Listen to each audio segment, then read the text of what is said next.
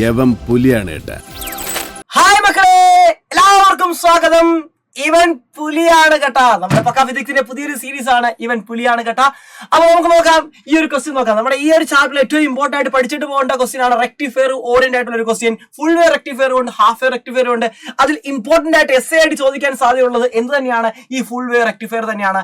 Full വേ റെക്ടിഫയറിന്റെ വർക്കിങ്ങും അതിന്റെ circuit diagram വരച്ചാൽ നിങ്ങൾക്ക് കിട്ടാൻ പോകുന്നത് 3 മാർക്കാണ് മക്കളെ. രണ്ടാമത്തെ ബി ക്വസ്റ്റ്യന് 1 മാർക്കാണ്. ബി ക്വസ്റ്റ്യൻ അല്പം ട്രിക്കി ക്വസ്റ്റ്യൻ ആണ്. എ ക്വസ്റ്റ്യൻ സിംപിളി തിയറിയാണ്. അപ്പൊ നമ്മൾ നോക്കാം ഒരു ഫുൾ വേ റെക്ടിഫയർ എങ്ങനെയാണ് വർക്ക് ചെയ്യുന്നത്. നോക്കിയാലോ? യെസ്, ഈ സർക്യൂട്ട് ഡയഗ്രാം എല്ലാവരും പഠിച്ചിട്ട് പോവാം.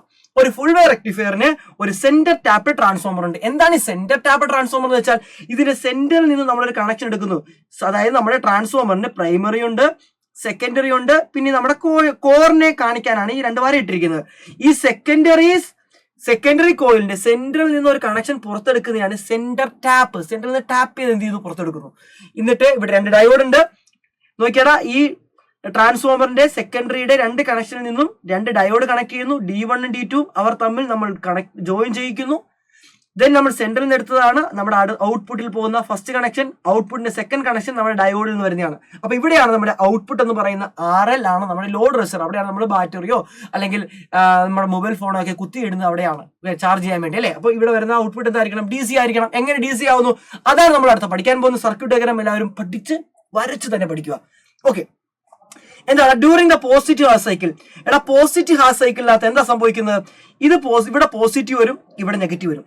നമുക്കറിയാം ഒരു ഡയോഡിന് 2 ടെർമിനൽ ഉണ്ട്. ഇത് പി ടെർമിനൽ, ഇത് എൻ ടെർമിനൽ.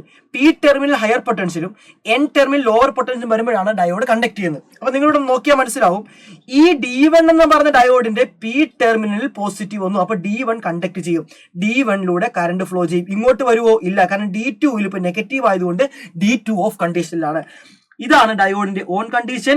ഡയോഡിന്റെ ഓഫ് കണ്ടീഷൻ എന്ന് പറയുന്നത് പിയിൽ കൊണ്ട് നെഗറ്റീവ് കണക്ട് ചെയ്തു, എന്നിൽ കൊണ്ട് പോസിറ്റീവ് കണക്ട് ചെയ്താൽ ഡയോഡ് ഓഫ് കണ്ടീഷനാണ്. റിവേഴ്സ് ബയാസ്, ഇത് ഫോർവേഡ് ബയാസ്, ഇത് റിവേഴ്സ് ബയാസ്. അങ്ങനെ D2 റിവേഴ്സ് ബയാസ് ആണ്. അപ്പൊ D1ലൂടെ കറണ്ട് പോയി ഇങ്ങോട്ട് വരില്ല. XY കയറി നേരെ തിരിച്ചിങ്ങനെ കറങ്ങി വരും. ഓക്കെ, അതാണ് അവിടെ സംഭവിക്കുന്നത്. ഇനി ഡ്യൂറിംഗ് നെഗറ്റീവ് ഹാഫ് സൈക്കിൾ, അപ്പൊ പോസിറ്റീവ് ഹാഫ് സൈക്കിൾ ഇവിടെ പോസിറ്റീവ്, ഇവിടെ നെഗറ്റീവ് ആണെങ്കിൽ നെഗറ്റീവ് ഹാഫ് സൈക്കിളിൽ ഇവിടെ നെഗറ്റീവ് ആയിരിക്കും വരുന്നത്. അപ്പോൾ വിത്ത് റെസ്പെക്ട് ഇത് പോസിറ്റീവ് ആയിരിക്കും. അപ്പൊ നിങ്ങൾ നോക്കിയേ, D1 കണ്ടക്ട് ചെയ്യുവോ? ഇല്ല, കാരണം D1ൽ ഇപ്പൊ നെഗറ്റീവ് ആണ് വന്നിരിക്കുന്നത്. Pയിൽ നെഗറ്റീവ് വന്നാൽ കണ്ടക്ട് ചെയ്യില്ല. പക്ഷെ D2ൽ എന്താ സംഭവിക്കുന്നത്?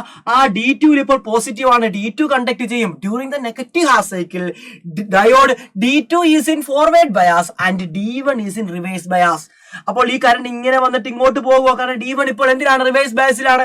ഈ കറണ്ട് ഇങ്ങനെ വന്ന് കറങ്ങി ഇവിടത്തെ ഇങ്ങനെ കറങ്ങി കളിക്കും. അപ്പൊ 2 കണ്ടീഷനിലും പോസിറ്റീവ് ഹാഫ് സൈക്കിളും നെഗറ്റീവ് ഹാഫ് സൈക്കിളും കറണ്ട് പോകുന്നത് എക്സിൽ നിന്നും എങ്ങോട്ടാണ് മക്കളെ? വൈയിലോട്ടാണ്. അപ്പൊ സ്വാഭാവികമായിട്ടും അതായത് both positive half cycle and negative half cycle നമുക്ക് ഔട്ട്പുട്ട് കിട്ടും. ആ ഔട്ട്പുട്ടാണ് ഞാൻ ഇവിടെ വരച്ചു വെച്ചിരിക്കുന്നത്. നമ്മൾ ഇൻപുട്ട് ഇങ്ങനെ കൊടുത്തു കഴിഞ്ഞാൽ നമുക്ക് അവിടെ കിട്ടുന്ന ഔട്ട്പുട്ട് 2 റെക്ടിഫൈ ചെയ്തിട്ടുള്ള ഔട്ട്പുട്ട് നമുക്ക് കിട്ടി. ഇതാണ് ഫുൾ വേവ് റെക്ടിഫയറിന്റെ വർക്കിംഗ്. അതിന്റെ എക്സ്പ്ലനേഷൻ ഞാൻ ഇവിടെ കൊടുത്തിട്ടുണ്ട്. റെഡി അല്ലേടാ? അതിന്റെ എഫിഷ്യൻസി അറൌണ്ട് 81.2% ആണ് ഒരു ഫുൾ വേവ് റെക്ടിഫയറിന്റെ. ഹാഫ് വേവ് അല്ല, ഒരു ഫുൾ വേവ് റെക്ടിഫയറിന്റെ എഫിഷ്യൻസി എത്രയാണ്? 81.2% ആണ്. ഓക്കെ അല്ലേ മക്കളെ? എങ്കിൽ അതിന്റെ വേവ് ഫോം കൂടെ നോക്കിയേ. ഇതാണ് എ എന്ന് പറയുന്ന പോയിന്റിൽ ഇത് പോസിറ്റീവ് ആണെങ്കിൽ ഇവിടെ നെഗറ്റീവ് ആയിരിക്കും. ഇവിടെ നെഗറ്റീവ് ആണ്, ഇവിടെ പോസിറ്റീവ് ആയിരിക്കും. എയും ബിയും ആണ് 2 പോയിന്റ്. എയിലും ബിയിലും ഇത് പോസിറ്റീവ് ആകുമ്പോൾ യെസ്, ഇതാണ് വേവ് ഫോം എങ്കിൽ ഇവിടെ നേരെ തലതിരിഞ്ഞായിരിക്കും വേവ് ഫോം വരുന്നത്. ഓക്കെ അല്ലേടാ മക്കളെ? അപ്പോൾ ഇവിടെ വരുന്ന പോസിറ്റീവിനെ കടത്തിവിടും, ഈ നെഗറ്റീവ് കടന്നു പോകത്തില്ല. അപ്പൊ ഈ പോസിറ്റീവ് ഇവിടെ വരും, ഇതിന് നെഗറ്റീവ് കടന്നു പോകില്ല, പോസിറ്റീവ് കടന്നു പോകും, ഇവിടെ വരും. ഓക്കെ അല്ലേ മക്കളെ? ഇതാണ് എന്റെ വേവ് ഫോം. നിങ്ങൾ നോക്കിയാൽ both input and both cycle നമുക്ക് ഔട്ട്പുട്ടിൽ എന്ത് കിട്ടുന്നു? വേവ് ഫോം കിട്ടുന്നു. ഇതാണ് ഫുൾ വേ റെക്ടിഫയർ. ഓക്കെ അല്ലേ? ഇനി രണ്ടാമത്തെ ക്വസ്റ്റ്യൻ എന്താണ് നമ്മളോട് പറഞ്ഞിരിക്കുന്നത്? രണ്ടാമത്തെ ക്വസ്റ്റ്യൻ പറഞ്ഞിരിക്കുന്നത് എന്താണ്?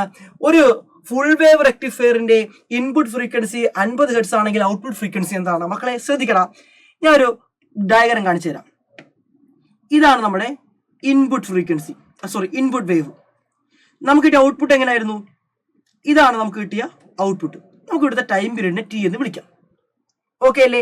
എങ്കിൽ നിങ്ങൾ ഇവിടെ നോക്കിയേ, ഇതിനെയാണ് നമ്മൾ ടൈം പീരീഡ്. എന്താ ടൈം പീരീഡ് എന്ന് വിളിക്കാൻ കാരണം? യെസ്, ഇത് ഇങ്ങനെ റിപ്പീറ്റ് ചെയ്യണം. ഈ സാധനം ഇങ്ങനെ റിപ്പീറ്റ് ചെയ്യും. ഈ എസ് പോലെ കാണുന്ന സാധനം കണ്ടോ, ഈ സൈൻ ഫംഗ്ഷൻ ഇങ്ങനെ റിപ്പീറ്റ് ചെയ്യും.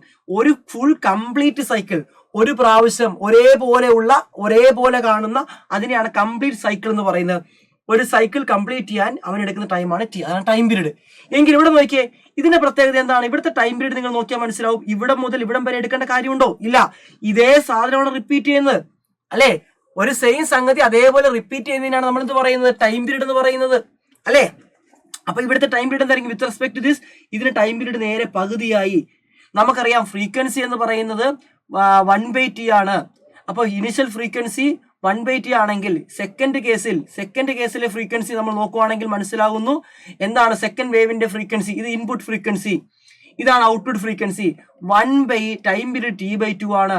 അപ്പോൾ output frequency is equal to 2 × 1/t എന്ന് കിട്ടി. 1/t ഇൻപുട്ട് ഫ്രീക്വൻസി ആണ്. അപ്പൊ നമുക്ക് പറയാം 2 ടൈംസ് ഓഫ് എന്താണ്? ഇൻപുട്ട് ഫ്രീക്വൻസി ആണ്. That is equal to 2 × 50. എത്ര കിട്ടും മക്കളെ? 100 ഹെർട്സ് ആണ് ഇതിന്റെ എന്തെന്ന് പറയുന്നത്? ഔട്ട്പുട്ട് ഫ്രീക്വൻസി എന്ന് പറയുന്നത്. അപ്പൊ ഇതേപോലുള്ള ക്വസ്റ്റ്യൻസ്, ഇത് ചെറിയ ചാപ്റ്റർ ആണ്, കുഞ്ഞു ചാപ്റ്റർ ആണ്, സിമ്പിൾ ക്വസ്റ്റ്യനെ ചോദിക്കത്തുള്ളൂ ഇവിടെ നിന്ന്, അതിനപ്പുറം ഒരു ക്വസ്റ്റ്യൻ ചോദിക്കില്ല. അപ്പൊ ഇനിയും ഇതേപോലെ വലിയ ചാപ്റ്ററുകൾ വരുന്നുണ്ട്. ആ ചാപ്റ്ററിൽ നിന്നൊക്കെ നിങ്ങളെ കുഴപ്പിച്ചുള്ള നല്ല ക്ലിഞ്ചോസ്കി ക്വസ്റ്റ്യനൊക്കെ ആയിട്ട് ഇനിയും നമുക്ക് കാണാം. അതുവരെ എല്ലാവർക്കും ബൈ ബൈ. ഷെയർ ചെയ്യുക, കമന്റ് ചെയ്യുക.